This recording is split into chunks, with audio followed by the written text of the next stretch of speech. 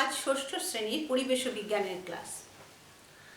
তোমাদের তৃতীয় অধ্যায় অবধি প্রথম পার্বিক মূল্যায়নের মধ্যে ছিল, চতুর্থ অধ্যায় থেকে দ্বিতীয় পার্বিক মূল্যায়ন। তো চতুর্থ অধ্যায়ে আমাদের চ্যাপ্টারটার নাম হচ্ছে শিলা ও খনিজ পদার্থ। তো শিলা ও খনিজ পদার্থ সম্পর্কে আজকে আমি বলবো। তার প্রথম অংশটির নাম হচ্ছে নানান ধরনের শিলা। তো নানান ধরনের যে শিলা, সেই চ্যাপ্টারটা আমি বলবো। তোমরা মিল খুঁজে পাবে এর সঙ্গে ভূগোলের কিছু, আবার কিছু বা আমাদের বিজ্ঞানেরও অংশ, পরিবেশ বিজ্ঞান সব মিলিয়েই তো সব কিছু। তো আমরা নানান ধরনের শিলা এই চ্যাপ্টারটা আজকে পড়ানো শুরু করছি।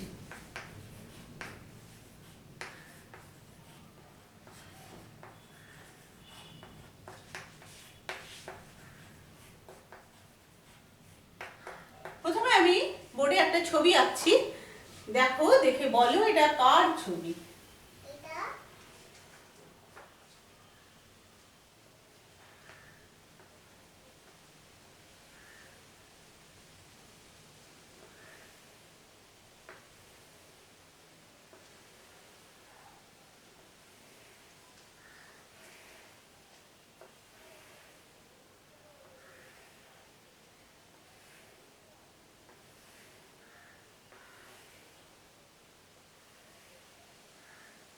নিশ্চয়ই সবাই বুঝতে পেরেছো, এটা হচ্ছে সেই নীল গোল গোলাকার সেই জিনিসটা, যাতে আমরা বাস করি, অর্থাৎ আমাদের পৃথিবীর ছবি।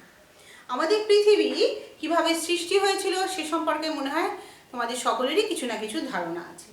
পৃথিবীর সৃষ্টি হয়েছিল সেই কোনো এক নক্ষত্রের সংঘর্ষের ফলে। প্রথমে ছিল গ্যাসীয় অবস্থায়, তারপরে ধীরে ধীরে ঠান্ডা হলো।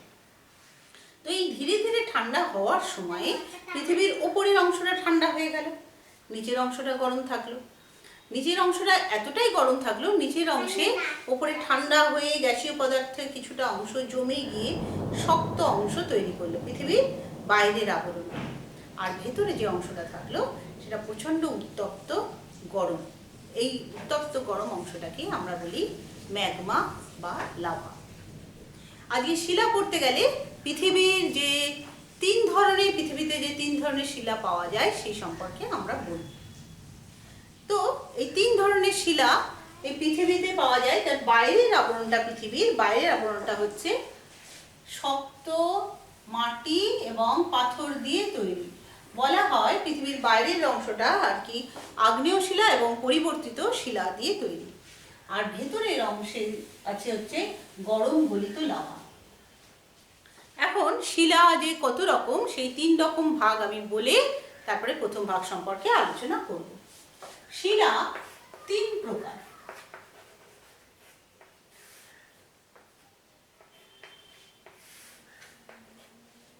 আগ্নেয় শিলা,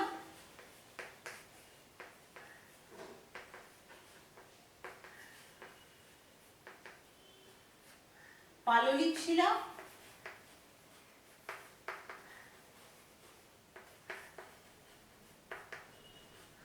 এবং পরিবর্তিত শিলা, এবং ভূগোলের বই যাকে আমরা তোমরা পড়ো রূপান্তরিত শিলা, অর্থাৎ পরিবর্তিত শিলা বা রূপান্তরিত শিলা।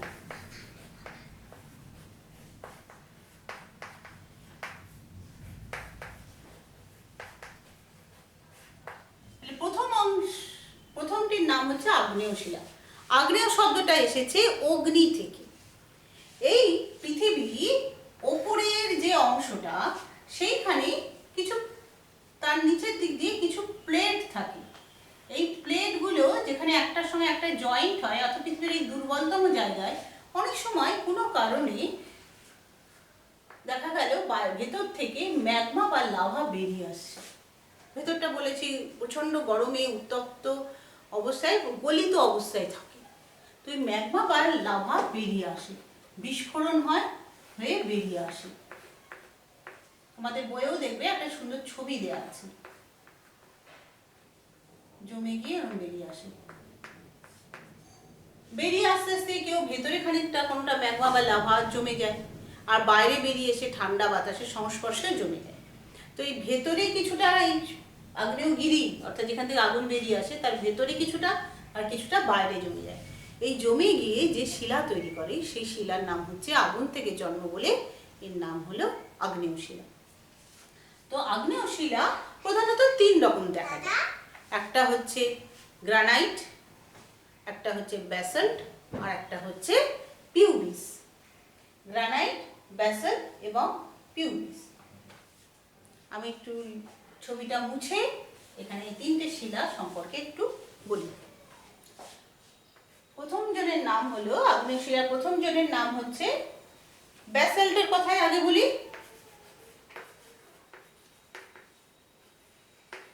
ব্যাসল্ট শিলা তোমরা সকলেই দেখেছো। কোথায় দেখেছো? রেল লাইনের ধারে পাথর, যে কালো পাথরগুলো দেখো ওইগুলো হচ্ছে ব্যাসল্ট শিলা, এবং বেশ ভালো শক্ত কালো রঙের পাথর হয়। এগুলো হচ্ছে একরকম আগ্নেয় শিলা। 2 নম্বর হচ্ছে গ্রানাইট বা গ্রানিট।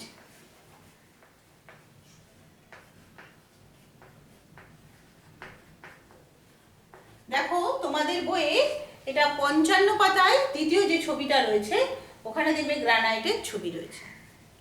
3 নম্বর শিলার নাম হচ্ছে পিউবিস।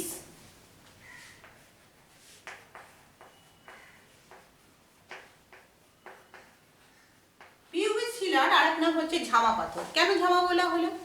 যখন ওই আগ্নেয়গিরি থেকে আগুনগুলো বেরিয়ে ম্যাগমাগুলো বইতে বইতে তার মাথার দিকটা কি হয়? ফেনা, জলের সামনে যেমন ফেনা হয় না, ওই রকম ভাবে ফেনাটা যখন জমে যাচ্ছে তখন ওর ভেতরের যে বায়ুটা সেটা বেরিয়ে আসে।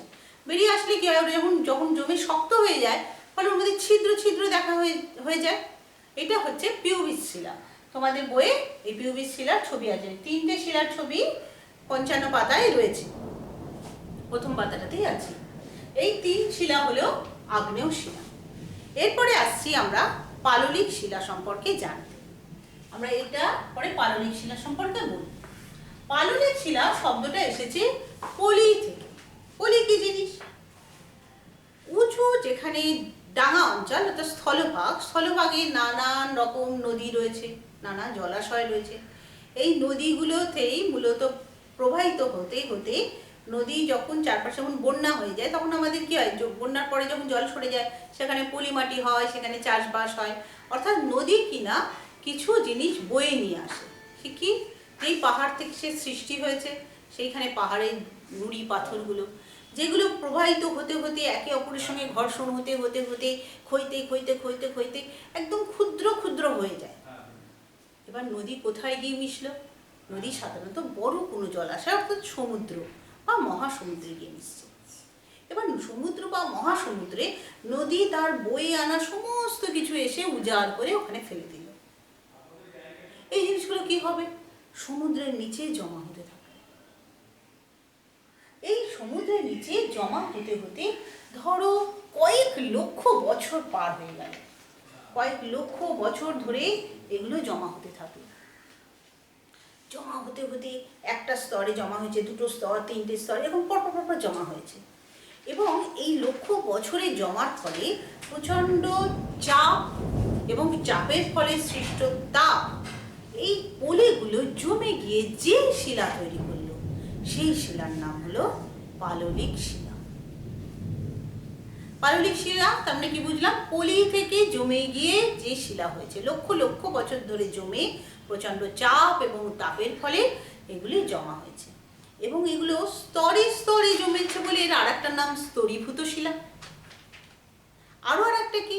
পাললিক শিলায় আর একটা জিনিসেরও খুব চান্স থাকবে, কারণ এগুলো সাধারণত জলাশয়ে গিয়ে জমা হচ্ছে এবং জলাশয়ে অন্যান্য প্রাণীরাও আছে, তাদের মৃতদেহগুলোও এর সঙ্গে চাপা পড়ছে। ফলে পাললিক শিলায় জীবাশ্ম বা ফসিল দেখতে পাচ্ছি। জীবাশ্ম আর ফসিল মানে কি? জীবদেহর সঙ্গে অশ্ব যোগ হয়েছে, অতালবস্ময়। অতালবস্ময় মানে হচ্ছে অস্ম মানে হচ্ছে পাথর, তাই জীবাশ্ম। জীবাশ্ম বা ইংরেজিতে বলা হয় ফসিল। তাই আমরা পাললিক শিলার মধ্যে ফসিল পাচ্ছি। আমার কাছে 2টো পাথর আছে, আমি তোমাদের দেখাচ্ছি, তাতে জীবাশ্ম বা ফসিলের ছবি আছে। ছবি নয়, জীবাশ্ম বা ফসিল আছে।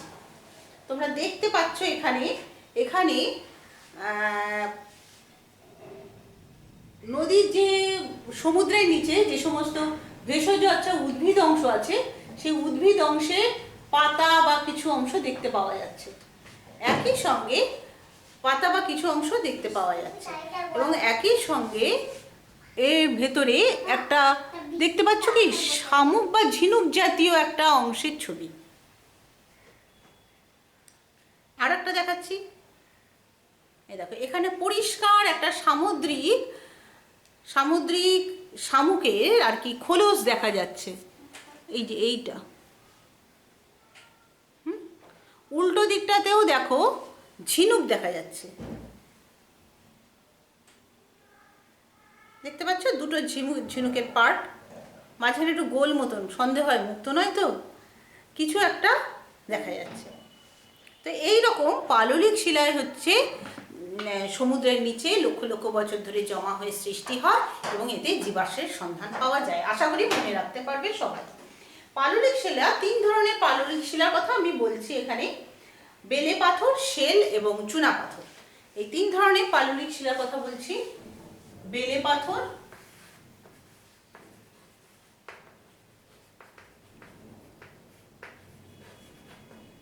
বেলে পাথরের ছবি আমি দেখাবো, ছবি নয় একটা পাথরের টুকরো দেখাচ্ছি।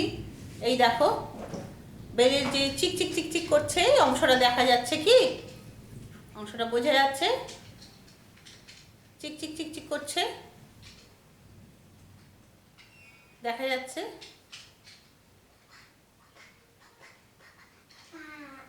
হ্যাঁ, বেলে পাথর, বেলে পাথর হলো। আচ্ছা, 2 নম্বরে আছে হচ্ছে শেল।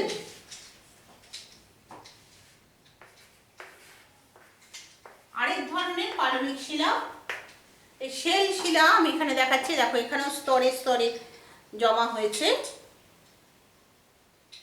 শেল শিলা।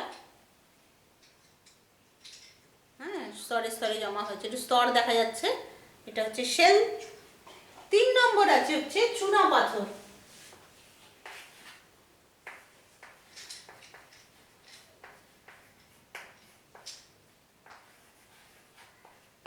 চুনা পাথর, দেখো চুনা পাথরের আমার 2টো আছে আমার কাছে, এটা দেখো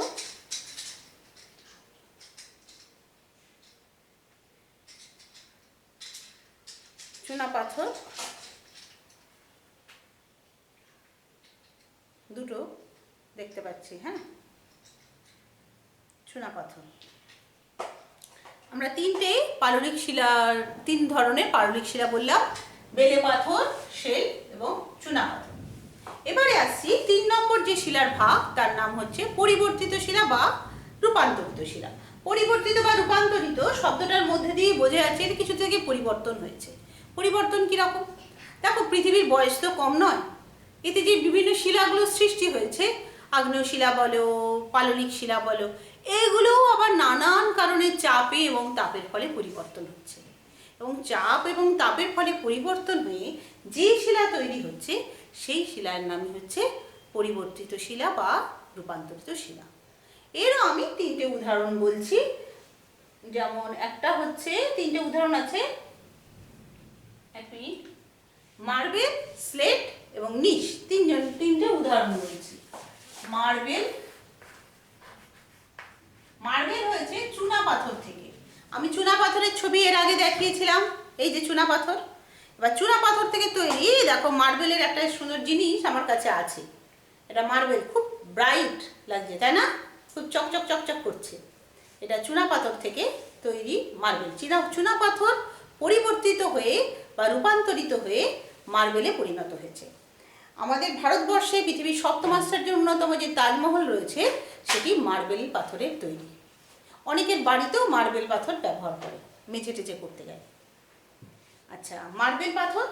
আচ্ছা, তারপরে হচ্ছে স্লেট এবং নিশ। স্লেট তোমরা ছোটবেলায় স্লেটে লিখেছো তো, অ আ ক খ, সেই স্লেট তোমরা সবাই চেনো। এখন তো প্লাস্টিকের উপরে একটা কোটিং দেওয়া থাকে, এমনি স্লেট যেটা পাথরের স্লেট বলতে যেটা বোঝায় সেটা হচ্ছে শেল। এই পাললিক শিলা রূপান্তরিত হয়ে স্লেট হয়েছে, শেল বা কাদা পাথর। স্লেট 2 নম্বর। স্লেট সকলে দেখেছো বলে আমি ওটা চোখের সামনে এখন দেখালাম না। তারপরে 3 নম্বর হচ্ছে স্লেটের পর আসছে নিশ। নিশ আমার কাছে নেই, মুখে বলে দিচ্ছি, তোমাদের বইয়ে ছবি আছে। নিশ হচ্ছে গ্রানাইট শিলা পরিবর্তিত হয়ে নিশে পরিণত হয়। তোমাদের বইয়ে ছবি আছে, দেখবে কালোর মধ্যে একটু সাদা সাদা দাগ, একটু ঢেউ খেলানো দাগ, ঠিক এই ধরনের দাগওয়ালা নিস। তাহলে আজকে আমরা শিলা সম্পর্কে কিছু জানলাম। আমি এবার তোমাদের কিছু প্রশ্ন দিয়ে দেবো হোমওয়ার্ক করার জন্য। তোমরা শুনবে এবং এটা ধীরে ধীরে বারে বারে শুনে নিয়ে তোমরা খাতায় লিখে নেবে এবং হোমওয়ার্কগুলো করে নেবে। আমি একটু বোর্ডে লিখে দিই, তাহলে মনে হয় ভালো হয়, সঙ্গে মুখেও বলবো। এটা মুছে দিলাম বোর্ডটা।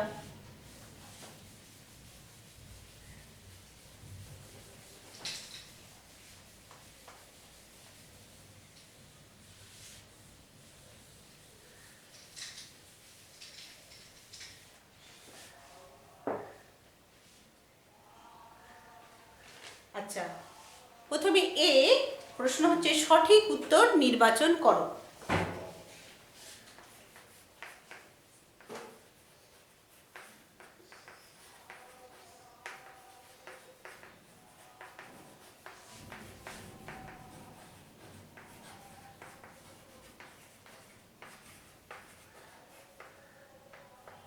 নির্বাচন করো। তাতে 1 নম্বর প্রশ্ন কি দিলাম? গ্রানাইট একটি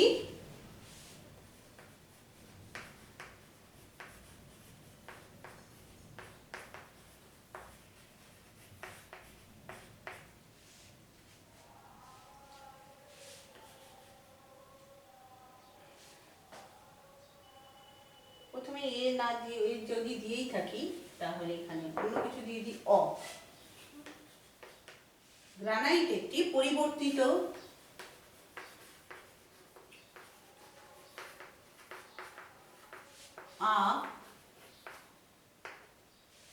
আগ্নেয়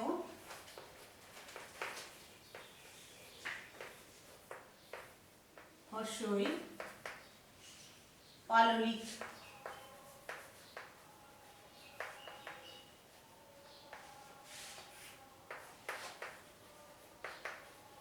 শিলা। যেটা হবে তোমরা শূন্যস্থানে সেটা বসাবে। 2, পাললিক শিলার উদাহরণ হলো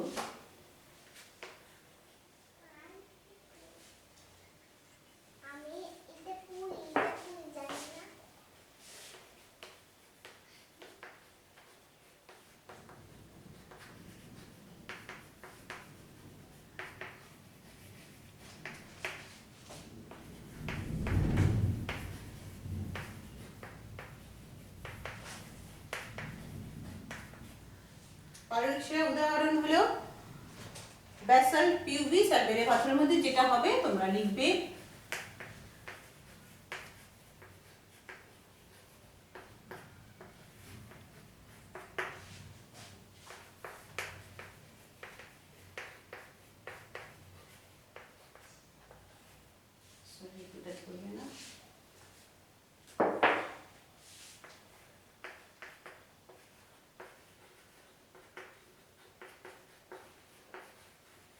এই 3টে অপশনের মধ্যে যেটি হবে তোমরা সেটা লিখবে। এবং 3 নম্বর প্রশ্ন হলো নিজ শিলা হলো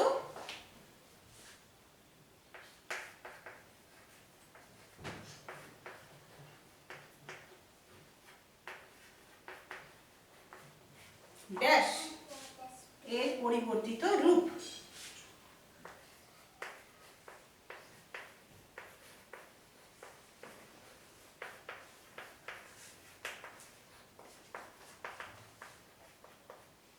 পরিবর্তিত রূপ এখানে আমরা লিখতে পারি গ্রানাইট, চুনাপাথর এবং ব্যাসাল্ট।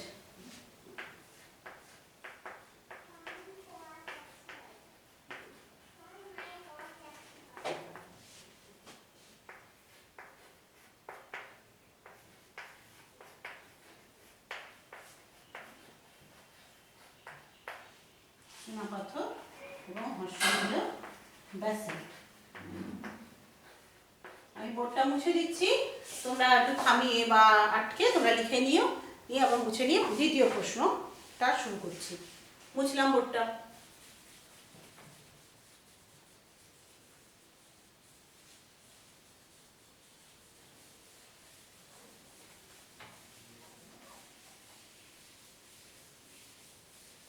তোমরা দেখছো কিনা তা কিন্তু আমি জানতে পারছি না।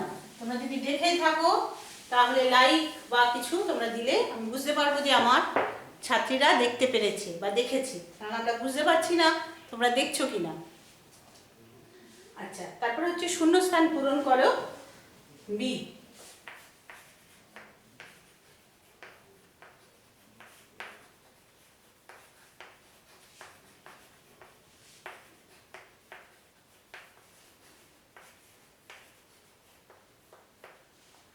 শূন্যস্থান পূরণ করো আগ্নেয়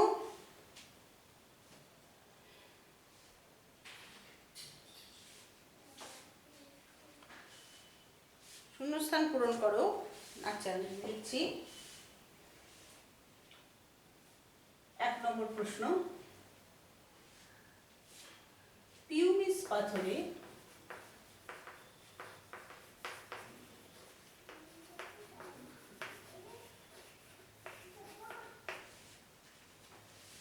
অনেক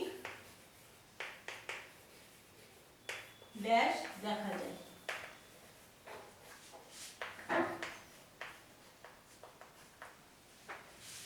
2 ড্যাশ শিলায় জীবাশ্ম পাওয়া যায়।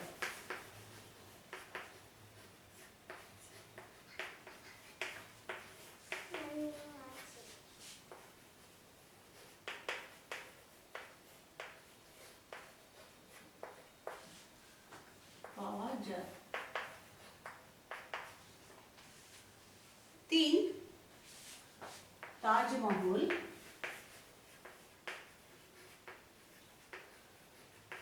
ড্যাশ পাথরের তৈরি।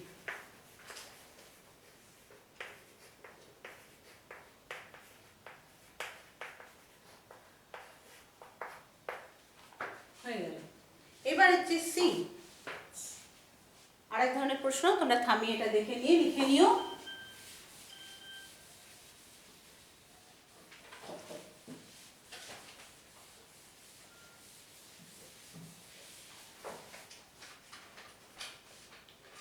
বেমানান শব্দের নিচে দাগ দাও।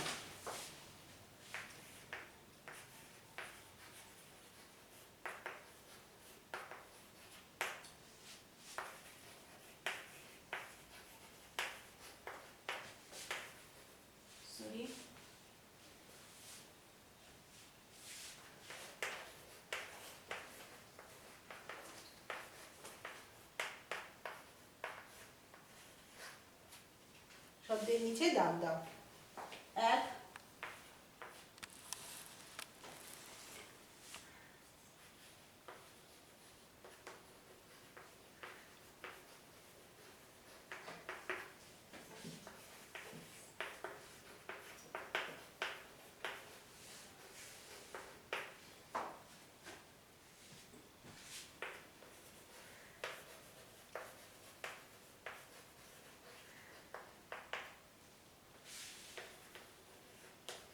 এখানে 4টে জিনিস দেওয়া আছে, 4টের মধ্যে যেটি মনে হবে বেমানান তার নিচে দাগ দেবে। তারপরে 2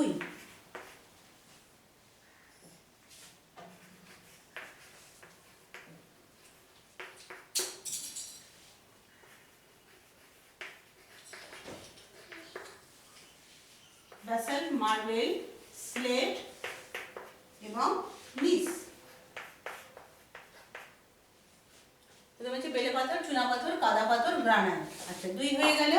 এরপর হচ্ছে 3 নম্বর, বেলে পাথর, শেল,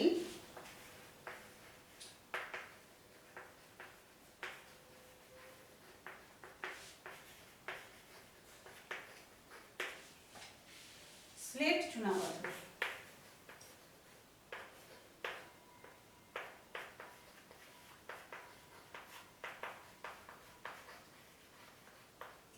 চুনা পাথর রক। এবং 4 নম্বর, গ্রানাইট,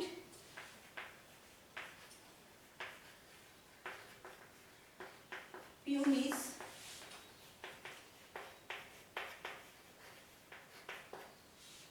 ব্যাসাল্ট এবং চুনা পাথর।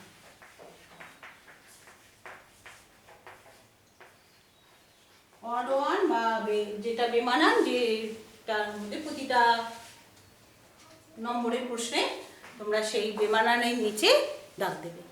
তা আজকে এই অবধিই থাকলো। এর পরের দিন আমি এর পরের অংশ অর্থাৎ খনিজ পদার্থ আকরিক এবং সংকর ধাতু এই দুটো বিষয় সম্পর্কে বলবো। সবাই ভালো থাকবে, ঘরে থাকবে এবং পড়াগুলো করবে। এবং তোমরা দেখছো তারও একটা ছাপ রাখবে, আমরা বুঝবো কি করে তোমরা দেখছো। ঠিক আছে।